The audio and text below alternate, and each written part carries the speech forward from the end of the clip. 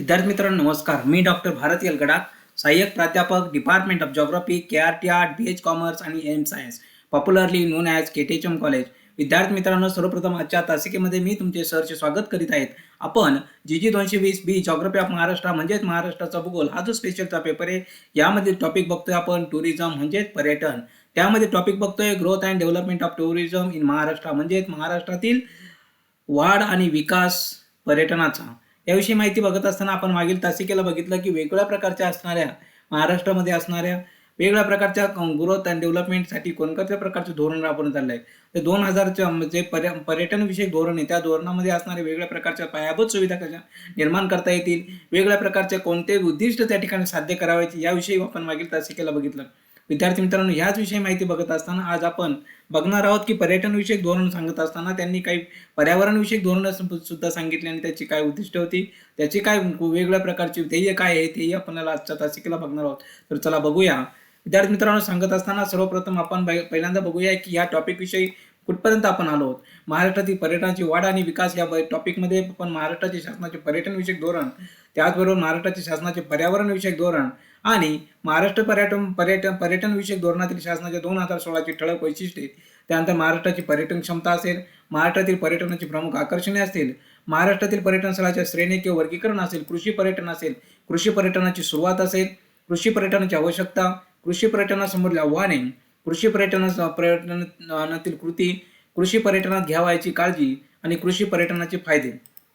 त्यानंतर सर्वात महत्त्वाची गोष्ट आहे की महाराष्ट्र पर्यटन विकास महामंडळ, महाराष्ट्र महामंडळाचे मुख्य उद्देश असतील, पर्यटन विकास महामंडळाच्या उपक्रमाची माहिती असेल, महामंडळामार्फत राबवण्यात येणाऱ्या विविध योजनांचा आढावा असेल, जिल्हानिहाय पर्यटन विकास असेल, महाराष्ट्र राज्य पर्यटन विकास महामंडळाने विकसित केलेली पर्यटन स्थळे असतील, महाराष्ट्र पर्यटन विकास महामंडळाच्या भविष्यातील वेध असतील, महाराष्ट्र पर्यटन विकास महामंडळाने पर्यटन स्थळांच्या श्रेण्या दर्जा वाढवण्याच्या करता केलेल्या उपाययोजना असतील, पर्यटन विकासासाठी MTDCचे महोत्सव असेल, महाराष्ट्र राज्य पर्यटन विकास महामंडळाला प्राप्त झालेली बक्षिके पारितोषिक याचा आपल्या या ठिकाणी विचार करत आहोत.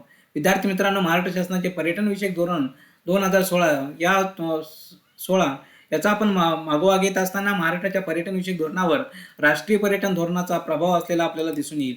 म्हणजेच पर्यटन विषयक धोरणावर राष्ट्रीय पर्यटन धोरणाचा प्रभाव आहे हे आपल्याला माहिती आहे. म्हणजेच मध्यमवर्गीयांची वाढलेली क्रयशक्ती आणि वाढता प्रवास आवड ही पर्यटनाच्या अत्यंत मोलाची आणि पर्यटनाच्या वाढीसाठी अनुकूल आहेत असं आपल्याला म्हणता येईल. म्हणजेच हवाई प्रवासाच्या उपलब्धतेमध्ये वाढ, विमानसेवा असेल, विमानतळ असेल आणि मार्ग विकास असेल, प्रवासाच्या खर्चात होणारी घट असेल, आंतरराष्ट्रीय पर्यटनाच्या वाढीला अनुकूल आहेत असंही आपल्याला या ठिकाणी म्हणावं लागेल. सांस्कृतिक आणि निसर्ग दर्शनाच्या बाबतीमध्ये समृद्ध अशा गुंतवणूक अनुभवासाठी असलेल्या प्रवाशांमधील आकर्षणामध्ये वाढ झालेली आहेत आणि या सांस्कृतिक आणि निसर्ग पर्यटन विकास वाढीला चालना मिळत आहेत असं आपल्या या ठिकाणी म्हणावं लागेल. थोडक्यात याविषयी सांगत असताना माहिती तंत्रज्ञानमध्ये निर्माण झालेल्या नवीन संकल्पनेचा उपयोग करून हे पर्यटन वाढीसाठी अनुकूल ठरलं आहेत असं आपल्याला सांगता येईल. मोबाईलचा वापर असेल, डिजिटल मजकूर तयार करणे असेल किंवा एका क्लिकवर वेगवेगळ्या प्रकारच्या माहिती पसरवणे असेल, या पर्यटनाला एक नवी वेगळी दिशा या ठिकाणी मिळालेली आहे. अलीकडच्या कालखंडामध्ये महाराष्ट्रात पायाभूत सुविधांच्या गुंतवणुकीमध्ये मोठ्या प्रमाणात वाढ झाली आहे असं आपल्याला या ठिकाणी सांगता येईल. अशा वरील सर्व घटकांचा विचार करता आपल्या असेच निदर्शनात येईल की आंतरराष्ट्रीय त्याचबरोबर देशांतर्गत पर्यटनामध्ये राज्यामध्ये पर्यटनाच्या आकर्षणामध्ये वाढ दिसून येते आणि महाराष्ट्रातील पर्यटन वाढीच्या विकासामध्ये दृष्टीने आशादायक आहेत असे आपल्याला या ठिकाणी सांगता येईल. आता सर्वात महत्त्वाची गोष्ट काय की महाराष्ट्र शासनाच्या पर्यटन विषयक धोरणाची 2016ची काय ठळक वैशिष्ट्ये होती, या ठळक वैशिष्ट्याविषयी आपण माहिती बघत असताना सर्वात महत्त्वाची गोष्ट काय होते की ठळक वैशिष्ट्यामध्ये पर्यटन क्षेत्राला प्राधान्य देऊन प्राधान्य देऊन वेगळं क्षेत्र संबोधले जावे, कारण या क्षेत्रामुळे आर्थिक विकासाला चालना मिळून जास्तीत जास्त मोठ्या प्रमाणावर रोजगाराच्या संधी वाढतील. अर्थात हे धोरण पर्यटन क्षेत्रासाठी बदल घडवेल असं या ठिकाणी सांगता येईल. म्हणजेच पर्यटन आणि पर्यटन विषयक उपक्रमाद्वारे दरवर्षी 10% क्षेत्रीय वाढ असेल, सकल राज्य घरगुती उत्पादन असेल म्हणजे या आघाडीवर 15% हिस्सा साध्य करणे असेही आपल्याला या ठिकाणी सांगता येईल. पर्यटन क्षेत्रामध्ये 2025 पर्यंत 30,000 कोटी रुपयापर्यंत नव्या गुंतवणुकीची निर्मिती करणे, त्याचबरोबर पर्यटन क्षेत्रामध्ये 2025 पासून 1 दशलक्ष अतिरिक्त रोजगारांची निर्मिती संधी निर्माण करणं हेही सर्वात महत्त्वाचं उद्दिष्ट आहे. म्हणजे सर्वात महत्त्वाची गोष्ट काय की अतिरिक्त रोजगाराच्या संधी ज्याच्यामध्ये उपलब्ध होतील असं एक क्षेत्र असेल ते म्हणजे पर्यटन. त्यामुळे जास्तीत जास्त पर्यटनात जास्तीत जास्त विकास करणं हे गरजेचे आहे. म्हणजे 2025 पाशी एवढ्या मोठ्या गुंतवणुकीची जर निर्माण झाली, गुंतवणूक केली गेली, तर नक्कीच 2025 पाशी 1 दशलक्ष किंवा त्याही पेक्षा जास्त अतिरिक्त रोजगाराच्या संधी त्या ठिकाणी निर्माण होती असं आपल्याला या ठिकाणी वाटतं.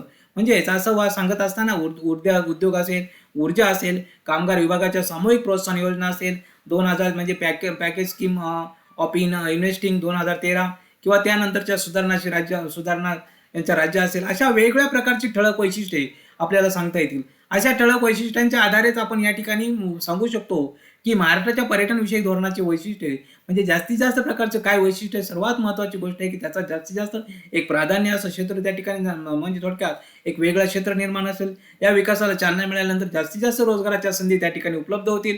आणि सर्वात महत्त्वाची गोष्ट काय की दरवर्षी होणारी छत्री वाढ असेल, म्हणजे यामुळे 15% त्याचा हिस्सा असेल.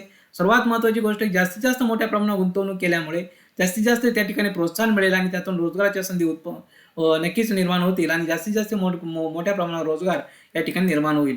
आता उद्योग, ऊर्जा आणि कामगार विभागाच्या सामूहिक प्रोत्साहन योजना असेल 2013, पॅकेज स्कीम फॉर इन्व्हेस्टिंग 2013, त्यानंतरच्या सुधारणा राज्य पर्यटन योजना जोडून राज्यातील पर्यटन घटक प्रेरित करणे या धोरणातील प्रोत्साहन आणि राज्यातील पर्यटन क्षेत्रातील गरजेनुरूप आखण्यात आली आहेत.